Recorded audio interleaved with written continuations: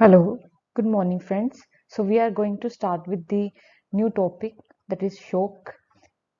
So, starting with the definition, shock is the term used to describe acute circulatory failure with inadequate or inappropriately distributed tissue perfusion, resulting in generalized cellular hypoxia or an inability of the cells to utilize the oxygen. Basically shock क्या है? Acute condition है, मतलब ये एकदम से आई हुई condition है, circulatory fail हो गया है with इनएडिक्वेट inappropriate distributed tissue perfusion. Basically tissue के लेवल के ऊपर परफ्यूजन नहीं हो रही है, वहां पर हाइपोक्सिया हो रहा है, और हाइपोक्सिया वहां पर होएगा तो एनारोबिक मेटाबॉलिज्म स्टार्ट हो जाएगा, तो आगे जो कॉम्प्लिकेशंस आएंगी। Clear? Definition is clear. Shock is a syndrome that can occur in the course of many life-threatening traumatic conditions or disease states. ये एक्यूट कंडीशन है, बट ये डिजीज के साथ साथ कोई डिजीजेस हमारी है, ऐसी लाइफ थ्रेटनिंग डिजीजेस हैं, उसमें ये आ सकती है आगे कॉम्प्लिकेशन। क्लियर?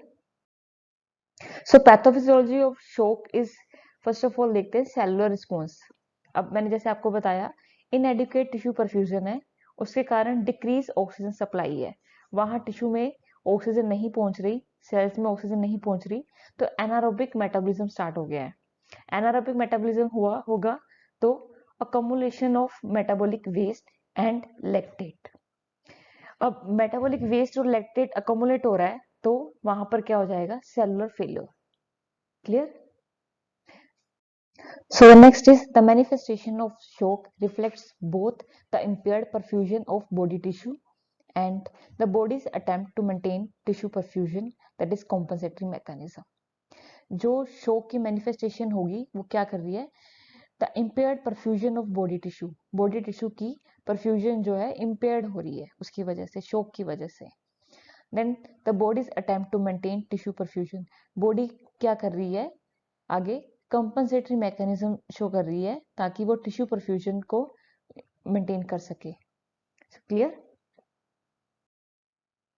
हार्ट रेट क्या हो रहा है? इंक्रीज हो रहा है, टेकिकार्डिया हो रहा है, heart rate too fast to allow adequate refilling of heart between beats. दो बीट्स के बीच में वो इतना मतलब कर रहा है कि वो रीफिलिंग हो जाए हार्ट की। Clear? The next is type of shock. Basically 4 types are there: hypovolemic, cardiogenic, obstructive and distributive. Then the first is hypovolemic shock.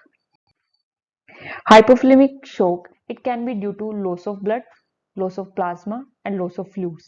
Blood का लॉस हो रहा है तो हम हेमरेज बोलते हैं उसको, प्लाज्मा का लॉस हो रहा है तो for example in burns, loss of fluids like dehydration में लॉस ऑफ फ्लूइड्स देखने को मिलता है। ठीक? Then the clinical features of hypovolemic shock, इसके क्लिनिकल फीचर्स क्या है? इनएडिक्वेट टिश्यू परफ्यूजन में क्या होता है? Skin cold, pale, slate grey colour की मिल जाएगी हमको, clammy, slow capillary refill, kidneys या तो यूरिन कम बनेगा या बिल्कुल ही नहीं बनेगा, ओलिगोयूरिया और anuria. Then brain drowsiness, confusion and irritability. Clear? Increase sympathetic tone, tachycardia, sympathetic जो सिस्टम है वो स्टिमुलेट हो जाएगा, उसमें क्या होगा? टैकीकार्डिया होगा। नैरोड पल्स प्रेशर, वीक और thready pulse. Clear? Sweating, blood pressure में बी मेंटेन्ड इनिशियली हो सकता है कि वो मेंटेन हो जाए, but later hypotension supervenes, last में हाइपोटेंशन ही ऊपर आती है। क्लियर? Then metabolic acidosis, that is compensated tachypnea, उसमें हम देख पाएंगे hydrogen ions are more, so tachypnea हमें दिखेगा कि जो लंग्स है वो एसिडोसिस को ठीक करने के लिए मदद कर रहे हैं, कंपनसेशन शो कर रहे हैं। Extreme hypovolemia may be associated with bradycardia. Clear? So cardiogenic shock definition: the blood flow is reduced because of intrinsic problem in the heart muscles or its valves. Cardiogenic shock में basically क्या हो रहा है? The problem is related to heart. अब हमने उसमें पढ़ा था स्टार्टिंग में कि कुछ ऐसी डिजीजेस होती हैं जिसके कारण आगे हमें शॉक की कंडीशन ले जा सकती हैं वो, तो बेसिकली ये एक मेन रीजन है, हार्ट मसल्स कमजोर हैं, हार्ट मसल्स में प्रॉब्लम है, वॉल्स में प्रॉब्लम है, then it can lead to cardiogenic shock in the further life. Okay. So clinical features of cardiogenic shock, signs and symptoms are consistent with those of heart failure. Stagnation of blood flow and increased extraction of oxygen from hemoglobin.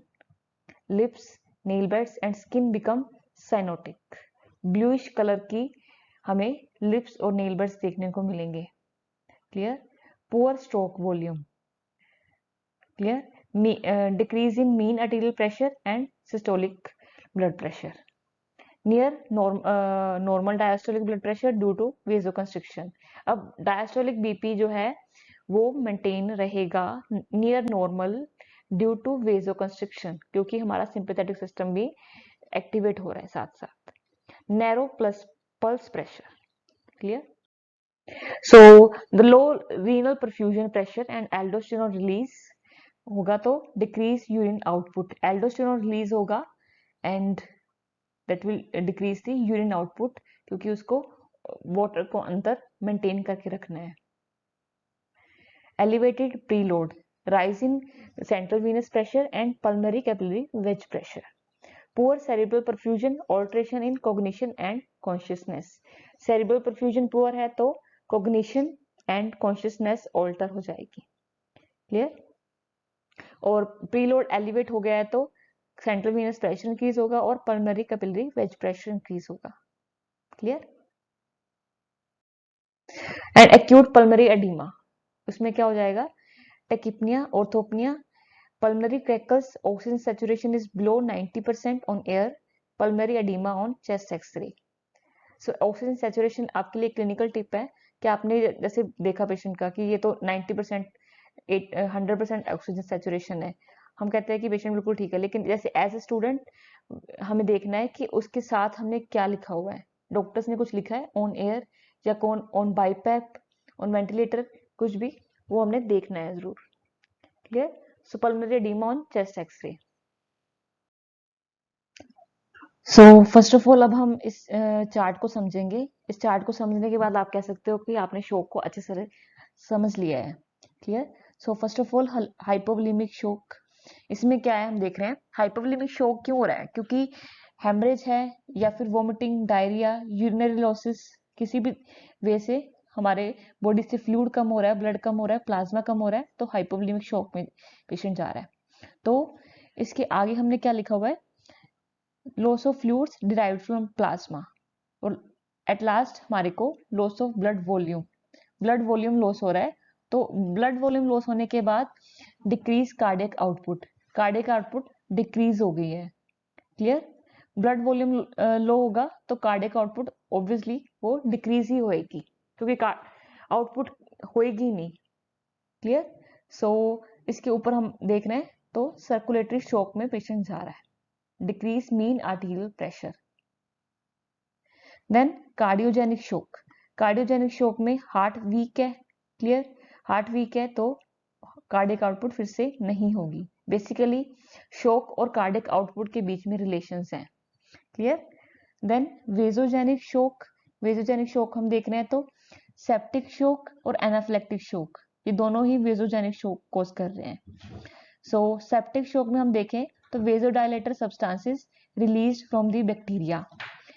Bacteria ऐसा मतलब septic shock में क्या हो रहा है? Increase overgrowth हो गई है, बैक्टीरिया की इंक्रीज नंबर हो गया, तो वो वेजोडाइलेटर सब्सटेंस रिलीज कर रहे हैं. क्लियर? और एनाफिलेक्टिक शॉक में क्या हो रहा है? हिस्टामिन रिलीज हो रहा है एलर्जिक रिएक्शंस में. और एट द एंड क्या हो रहा है? वेजोडाइलेशन हो रही है, वेसल्स डायलेट कर रही हैं. और वेसल्स डायलेट करेंगी तो क्या होगा कि जो रेजिस्टेंस है, पेरिफेरल रेजिस्टेंस है, वो कम हो जाएगा. और उससे क्या होगा? अल्टीमेटली सर्कुलेटरी शॉक, क्योंकि कार्डियक आउटपुट उसी से ही कम होगा और फिर सर्कुलेटरी शॉक में चला जाएगा पेशेंट. क्लियर? अब न्यूरोजेनिक शॉक हम देख लेते हैं. सिंपैथेटिक नर्वस एक्टिविटी डाउन हो गई है, loss of vascular tone, parasympathetic activity हो गई है. Then widespread vasodilation, vessel dilate कर रही है, पेरिफेरल रेजिस्टेंस कम हो गई है. देन कार्डियक आउटपुट कम है, देन सर्कुलेटरी शॉक हो रहा है। Clear? Hope this is clear. So next is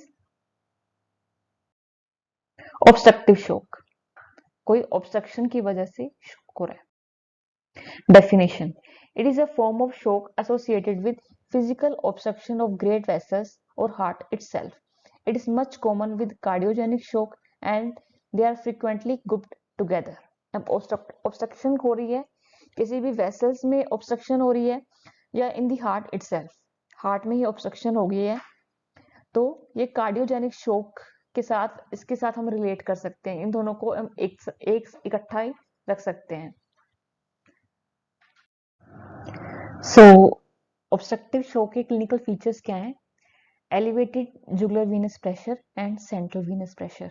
अब लंग्स के ऊपर, हार्ट के ऊपर ऑब्स्ट्रक्शन हुई है तो प्रेशर किसके ऊपर पड़ेगा? वेन्स के ऊपर। जुगुलर वीनस प्रेशर और सेंट्रल वीनस प्रेशर इंक्रीज हो जाएगा। Then pulsus paradoxus and muffled heart sounds in cardiac tamponade. अब ये क्या है?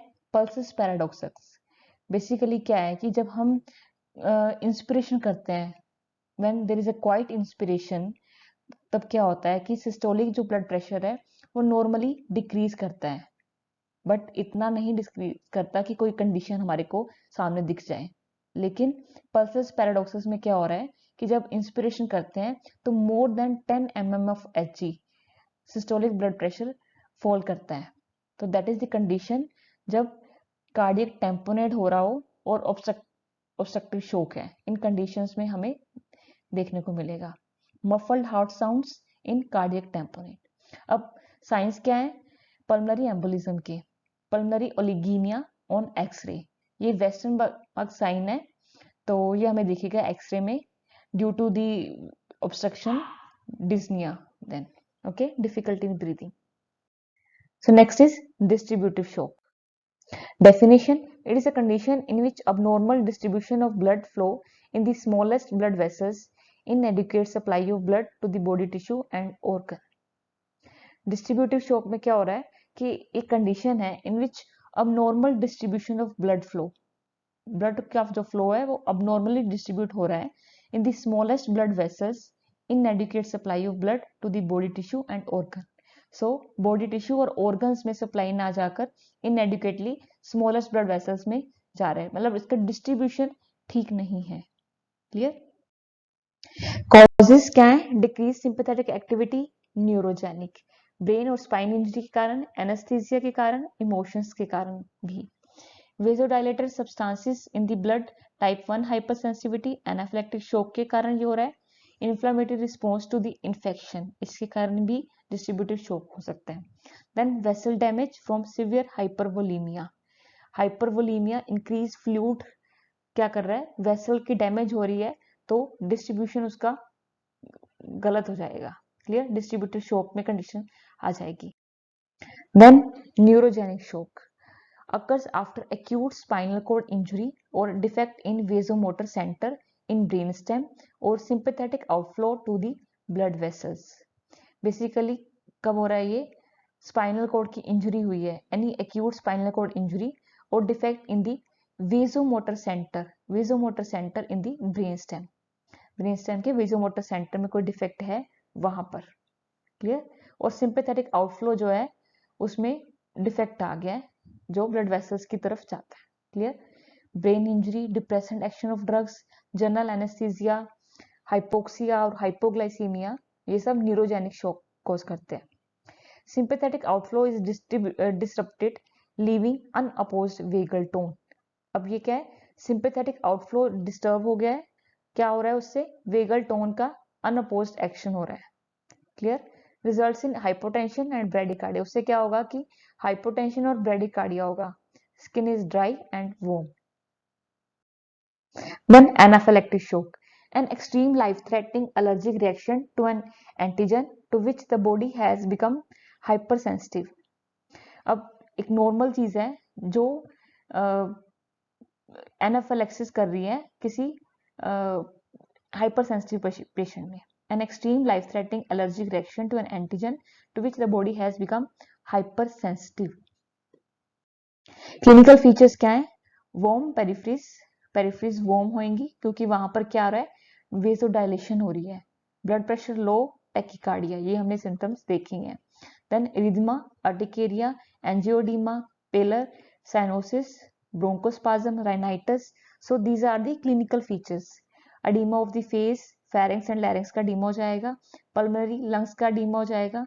Hypovolaemia due to capillary leak, hypovolemia, patient hypovolemia shock में भी जा सकता है। Then nausea, vomiting, abdominal cramps and diarrhea. Clear? Septic shock definition.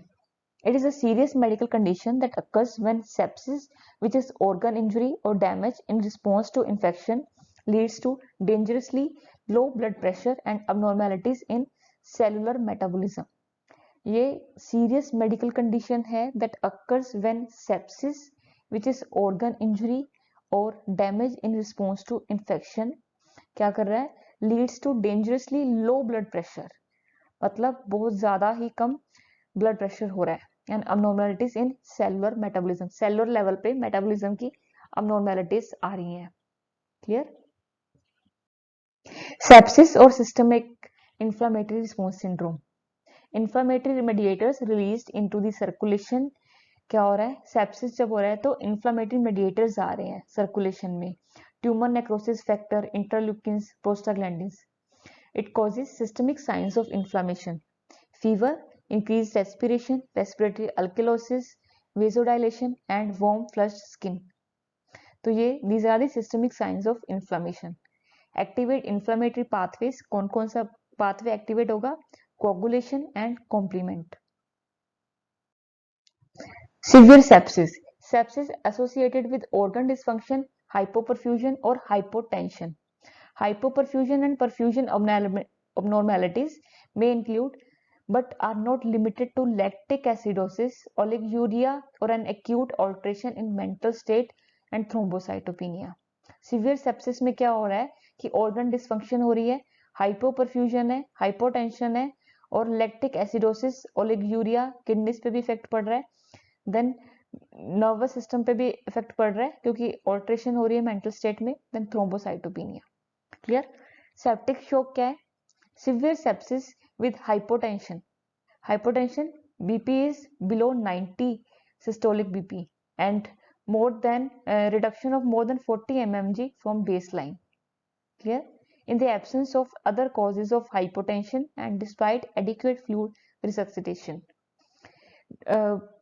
कोई भी कॉज नहीं है, हाइपोटेंशन का कोई और कॉज नहीं है, फिर भी बीपी डाउन जा रहा है less than 90. Clear?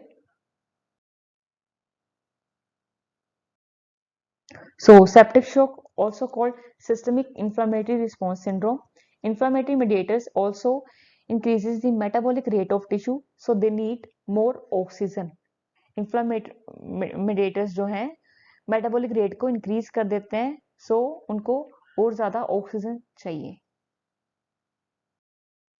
Clinical features of septic shock: pyrexia and rigors, hypothermia.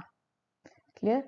बुखार हो जाएगा या फिर टेम्परेचर डाउन चला जाएगा, but hypothermia is unusual. Nausea, vomiting, vasodilation, warm peripheries, bounding pulse, rapid capillary refill, hypotension, and other signs are jaundice, coma, stupor, bleeding, and rashes. Clear? So clinical features, overall clinical features क्या हैं? Symptoms of shock, general symptoms and specific symptoms. General symptoms में आ जाएंगे anxiety, nervousness, dizziness, weakness, faintness, nausea, vomiting, thirst, confusion. So हमने पहले भी पढ़ा था कि ये सब मेंटल सिम्टम्स आ रहे हैं बीच में, तो वीकनेस आ रही है, नोजिया, वोमिटिंग, प्यास लगेगी क्योंकि फ्लूइड लॉस हो रहा है, कंफ्यूजन क्योंकि मेंटल सिम्टम्स पे इफेक्ट पड़ रहा है. Specific symptoms: trauma, illness, vomiting, diarrhea, chest pain, fever, and rigor. Clear? So these are the specific symptoms. Signs of shock. Signs और symptoms में क्या फर्क होता है? Signs जो बेसिकली हम बाहर से एक फिजिशियन है ऑब्जर्व कर सकता है, और symptoms जो पेशेंट के अपनी इंडिविजुअल होते हैं. ये clear? Pale, cold and clammy skin, sweating, cyanosis, tachycardia, tachypnea, confused or agitated, unconscious, and hypotensive. Clear? So these are the signs of shock. Strider investigations क्या करवाएंगे? ईसीजी, हार्ट में कोई प्रॉब्लम तो नहीं है, एक्सरे, कोई पल्मोनरी ऑब्स्ट्रक्शन देखने के लिए लंग्स का, ब्लड टेस्ट, कोई ईएसआर सीबीसी देखने के लिए, एंजियोग्राफी कोई ऑब्स्ट्रक्शन के लिए, eco and CT scan and MRI. So these are the investigations. Thank you for watching. Thank you so much. If you like my video, please subscribe to my channel. Thank you so much.